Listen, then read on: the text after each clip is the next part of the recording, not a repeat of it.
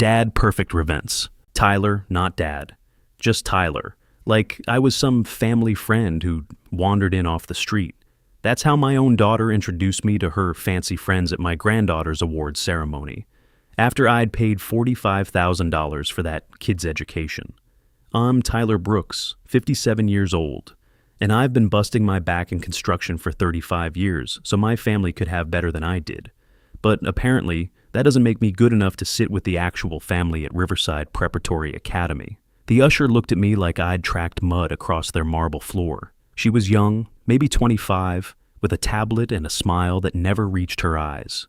Behind her, I could see the auditorium, all crystal chandeliers and brass fixtures that probably cost more than my annual salary.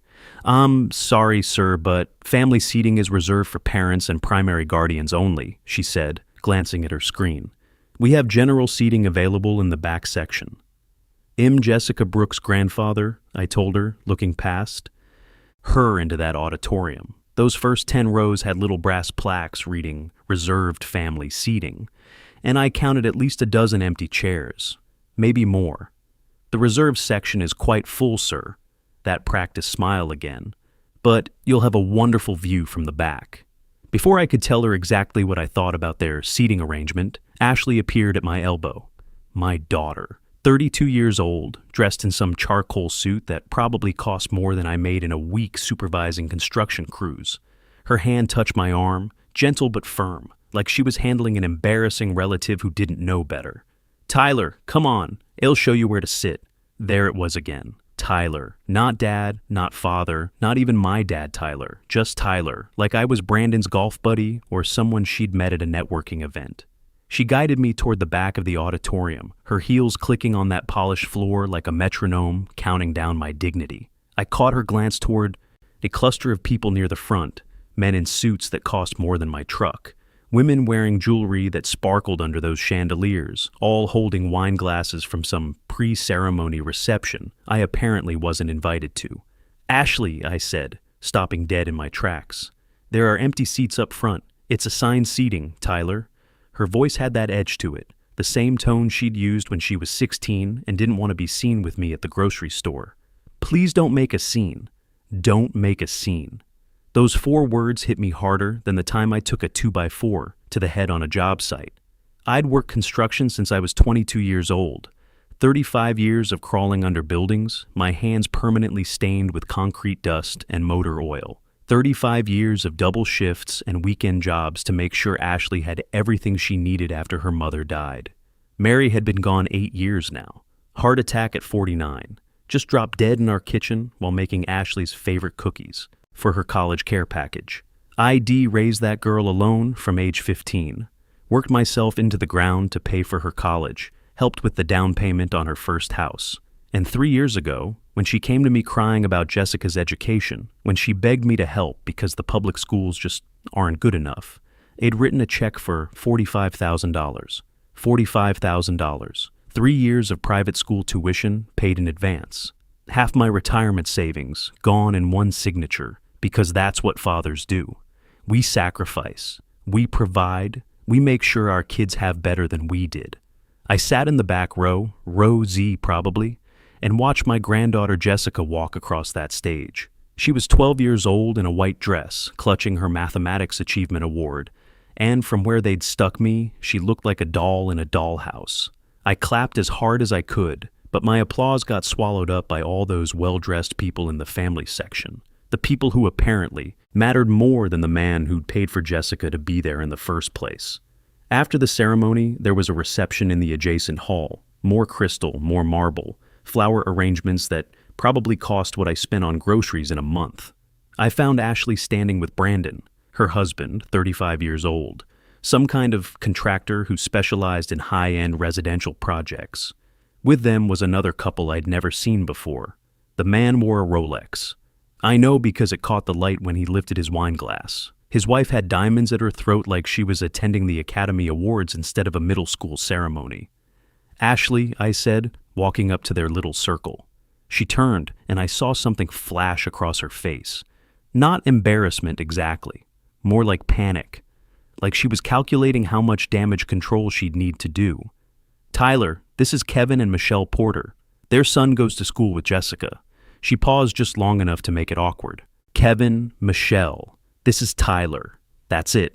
This is Tyler. Not this is my father or this is my dad. Tyler, or even this is Tyler, Jessica's grandfather.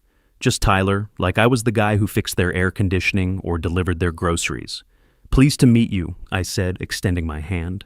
Kevin shook it, one of those brief, dismissive handshakes you give to service workers. Are you with the school? Michelle asked, already looking past me towards someone more interesting. No, Ashley's. Tyler does consulting work, Ashley jumped in, her voice bright and artificial as sweet and low.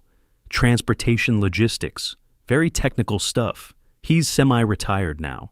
Her hand was on my arm again, that same firm pressure, steering me away from her conversation like I was a shopping cart that had rolled into the produce section. Tyler, I think Jessica is looking for you. Why don't you go find her? She practically pushed me toward the dessert table before I could finish my sentence. Before I could.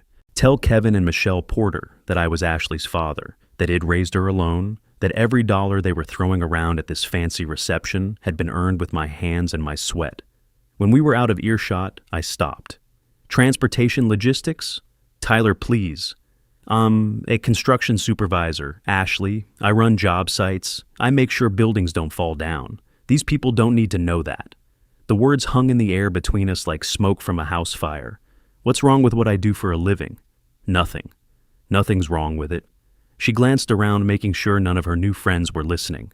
It's just, this is a different world. Brandon's trying to build relationships with potential clients. We need connections. We need people to see us a certain way. And what way is that? She looked at me like I was being deliberately obtuse, not as the daughter of a construction worker.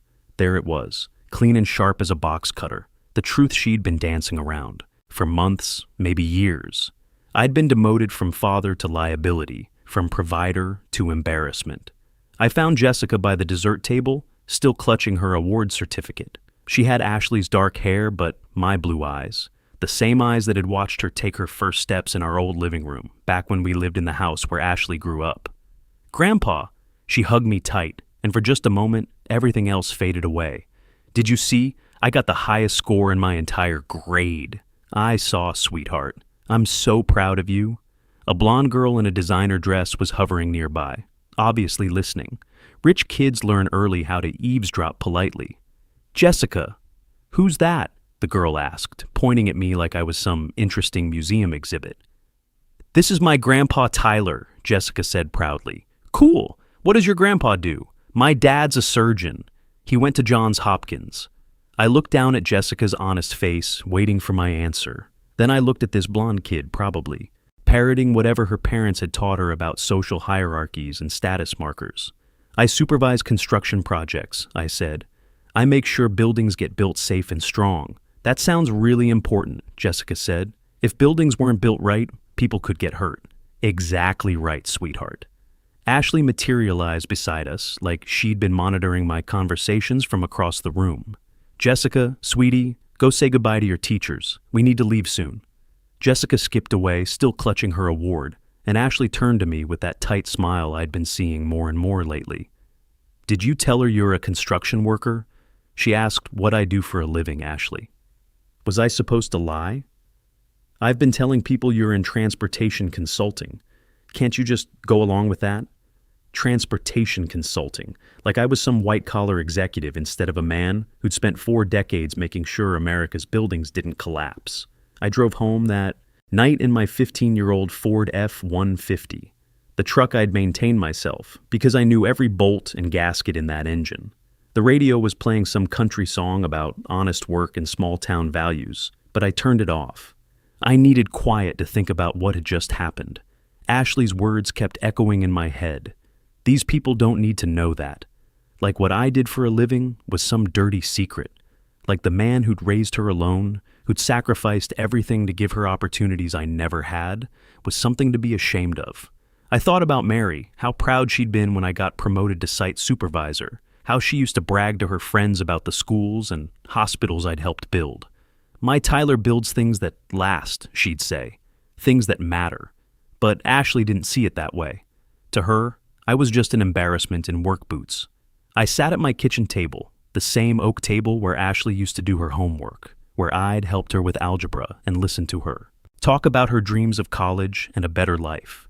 The house had been quiet since Mary died, but tonight it felt different. Tonight it felt honest in a way that Marble Auditorium never could. The next morning, I called First National Bank and asked for Margaret Henderson. She'd been my financial advisor for 25 years, helped me set up Mary's life insurance, guided me through the complexities of saving for Ashley's education. "Tyler, good to hear from you," Margaret said. "What can I do for you today?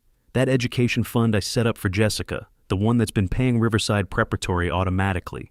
I need to make some changes." "Of course. What kind of changes are we talking about?" I took a deep breath. "I want to set up a new 529 education savings plan in Jessica's name only. Transfer the remaining balance from the current arrangement into that new account. And I want to stop the automatic payments to the school." There was a long pause. Margaret had seen me through a lot of financial decisions over the years, but this one clearly caught her off guard. That's a significant change, Tyler. The remaining balance is substantial. May I ask what's prompting this? Let's just say I want to make sure the money is there for Jessica when she really needs it. College, graduate school, whatever comes next. But I want control over how it's used. And the tuition payments for the current semester? Stop them, effective immediately. Tyler, they're going to get a notice that the payment has failed. The school will contact Ashley. I know. I hung up and poured myself another cup of coffee. Through the kitchen window, I could see my neighbor working in his garden, getting his hands dirty in the soil. Honest work, productive work. The kind of work that builds something real instead of just maintaining appearances. For the next 6 weeks, I went about my normal routine. Up at 5:30, coffee in the newspaper, then off to whatever job site needed me that day. I was currently overseeing the construction of a new medical center downtown. 200 beds, state-of-the-art equipment, a place where people would come to heal and get better. The kind of project that made me proud to punch a time clock. My crew respected me. The architects listened when I pointed out potential problems with their designs. The city inspectors trusted my work because they knew I'd never cut corners or compromise safety for the sake of a deadline. I was good at what I did, and it earned every bit of recognition the hard way. But apparently, that wasn't good enough for my daughter's new social circle. The call came on a Tuesday afternoon. I was reviewing blueprints in my site trailer when my phone rang. Ashley's name on the caller ID. "Tyler, there's a problem." "What kind of problem?" "The school called. They said the tuition payment for the spring semester bounced. They said the account has been closed." Her voice was tight, controlled, but I could hear the panic underneath. "That's correct." Silence. Then, "What do you mean, that's correct?" "I closed the account, Ashley. I stopped the automatic payments. I could hear her breathing, trying to process what had just told her. "Why would you do that?" "Because I got tired of being your dirty little secret. I got tired of being introduced as Tyler to people who don't need to know him, a construction worker. Tyler, that's not..." I paid $45,000 for Jessica's education. 3 years of tuition, paid in advance because you asked me to. Because you said family helps family. But I'm not going to keep paying to be hidden in the back row of my own granddaughter's life. You're being ridiculous. I never said you were an embarrassment. You told your friends I do transportation consulting. You couldn't even say I was your father. That's not fair. You don't understand the situation we're in. Then explain it to me. And she did. It all came pouring out like water through a broken dam. Brandon's construction business was struggling. The high-end residential market had dried up after the latest economic downturn, and he was competing with companies that had deeper pockets and better connections. They'd leveraged everything on the assumption that he'd land contracts through the relationships Ashley was building at Jessica's school. The BMW in their driveway, leased, payments they could barely afford. The country club membership, necessary for networking, even though it was eating up their savings. The house with the 3-car garage and the manicured lawn. Mortgage to the ceiling, every payment a struggle. We're barely holding on, Tyler. If people knew how bad things really were, Brandon would never get the contracts he needs. We have to maintain appearances. At what cost, Ashley? At whatever cost it takes. This is about Jessica's future. This is about our family's survival. And what about me, Ashley? Am I part of this family? Of course you are. Then why wasn't I sitting with the family at that ceremony? Why couldn't you introduce me as your father? She didn't have an answer for that. The silence stretched between us like a gap in a foundation that keeps getting wider until the whole structure comes down. "I've moved the money into a 529 account for Jessica," I said finally. "It'll be there when she needs it for college, graduate school, whatever. But I'm not funding your shame anymore. I'm not paying for you to be embarrassed of me." "Tyler, wait." I hung up. The next 3 months were the hardest I'd faced since Mary's funeral. Ashley didn't call. I didn't call her. The silence in my house felt different now, not just empty, but wounded. I kept expecting the phone to ring, kept hoping she'd come to her senses, and remember that being a father meant something more than being a financial resource. I heard things through my brother Carl, who still talked to Ashley occasionally. Jessica had been pulled from Riverside mid-semester. The tuition for the spring term was too steep without my prepayment, and they couldn't qualify for financial aid because of Brandon's business assets on paper. Jessica was now enrolled at Roosevelt Middle School, the same public school where Ashley had gone before Id scraped together enough money to send her to a better district. Carl also told me that Brandon had lost a big commercial contract, something that would have kept them afloat for the next 2 years. Apparently, the client had gone with a more established firm, one with better references and a longer track record. The BMW had been returned to the dealership, replaced with a used Honda Accord. They'd canceled the country club membership. I wanted to call. Every instinct I had as a father told me to pick up that phone and try to fix things. That's what we do. We solve problems, we provide solutions, we make the hurt go away. But some things need to stay broken for a while before they can be properly repaired. I threw myself into work. The medical center project was in its final phase, and there were 100 details that needed my attention. Electrical systems to inspect, plumbing fixtures to approve, safety protocols to review. Good, honest work that produced something real and lasting. When people got sick, they'd come to this building I'd helped create, and they'd get better. That mattered in a way that social climbing never would. My crew could tell something was eating at me, but they didn't pry. Construction workers understand that a man's private business is his own. They just made sure to do their jobs right the first time, which is the best gift you can give a supervisor who's carrying extra weight. It was a Saturday afternoon in November when everything changed. I was in my garage rebuilding the carburetor on my old lawnmower, the kind of meditative work that helps clear your head, when I heard a car pull into my driveway. Through the window, I saw Ashley's Honda. She stayed in the driver's seat, engine running, like she wasn't sure she was ready to commit to this visit. But Jessica got out of the passenger side and walked up to my front door. I wiped my hands on a shop rag and went to let her in. "Grandpa?" "Come in, sweetheart." She looked older somehow, even though it had only been 3 months, still 12, still my granddaughter. But there was something different in her eyes. Experience, maybe, or understanding. She sat at my kitchen table, in the same chair where her mother used to do homework all those years ago. For a moment, I could see Ashley at that age, back when she thought I was the smartest man in the world, instead of someone to be hidden from polite company. "Why did you stop paying for my school?" Jessica asked. I'd known this question was coming. I had practiced different answers, tried to figure out how to explain adult problems to a 12-year-old. But sitting across from her, seeing Mary's gentleness in her face mixed with Ashley's determination, all my rehearsed explanations seemed inadequate. Because sometimes the price of something isn't just money, I said. Sometimes we pay with pieces of ourselves, and it paid too much. She frowned, trying to work through what I meant. "I don't understand. Your mom was embarrassed of me, of what I do for work, and I got tired of apologizing for having an honest job.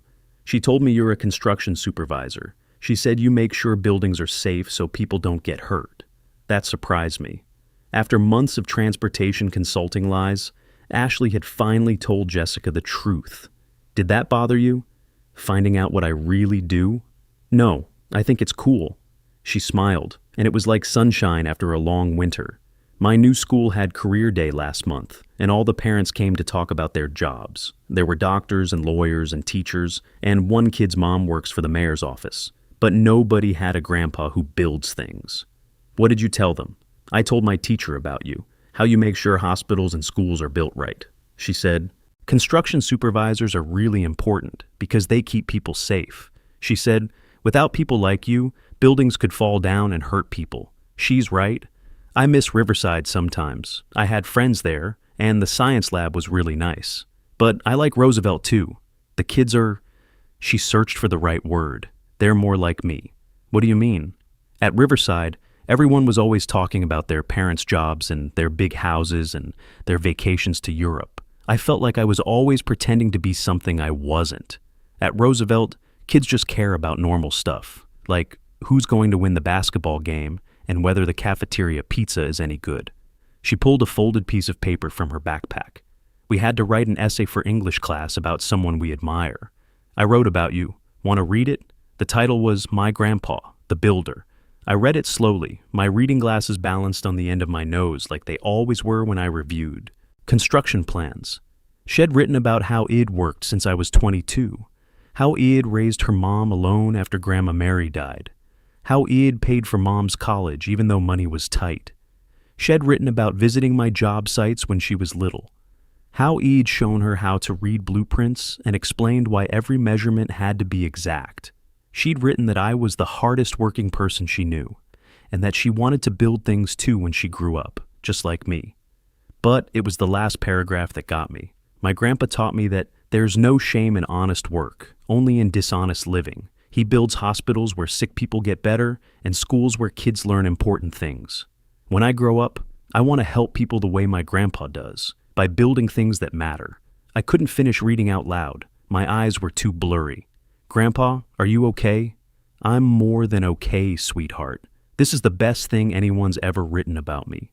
Really? Mom cried when she read it. 2. Then she said, we needed to come see you. I looked out the window at Ashley's car, still running in my driveway. She'd been sitting there for 20 minutes, probably working up the courage to face me. Why don't you go get your mom? Tell her I'd like to talk to her. A few minutes later, Ashley knocked on my door. Her eyes were red, and she looked smaller somehow. Not physically, but like someone who'd been carrying too much weight and finally set it down. Dad, she said, and the word hit me like a warm breeze. Not Tyler.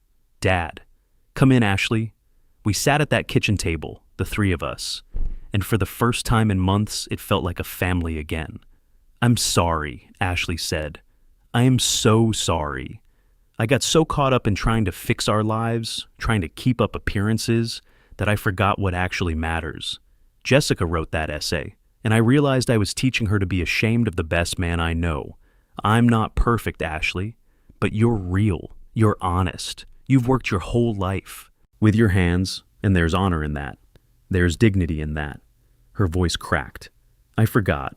I'm so sorry I forgot. What happens now? I asked. Brandon's taken a steady job with Peterson Construction. Regular hours, decent pay, good benefits. He's going to rebuild his business the right way this time, with projects he can actually handle. We sold the house last month. We're renting a smaller place until we get back on our feet. And Jessica? She loves Roosevelt. She joined the robotics club. Did you know she's good at engineering? I looked at Jessica, who was grinning at me. Is that right? She nodded, suddenly shy. I like figuring out how things work, taking them apart and putting them back together. Just like her grandpa, Ashley said softly. Over the next few months, everything slowly got better. Jessica started coming over every Saturday. I taught her about load-bearing walls and foundation principles. I showed her how to use a level, how to read the stress points in a structure, how to spot potential problems before they became dangerous. She was a natural, quick hands, sharp mind, always asking the right questions.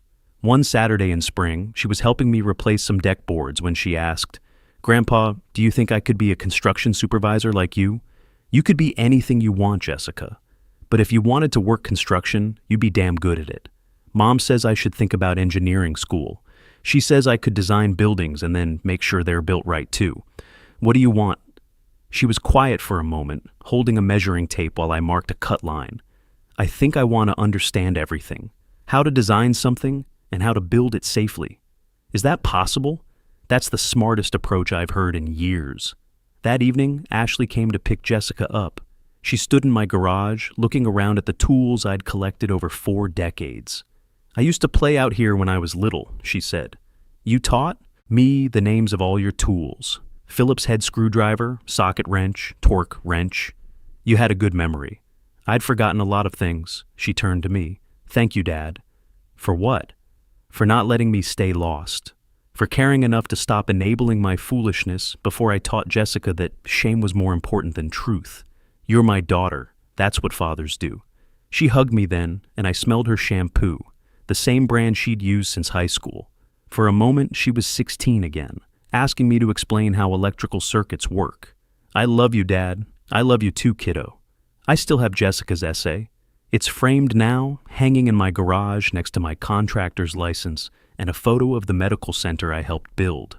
Sometimes when I'm working on a project and getting frustrated with stubborn bolts or measurements that don't add up, I read it again.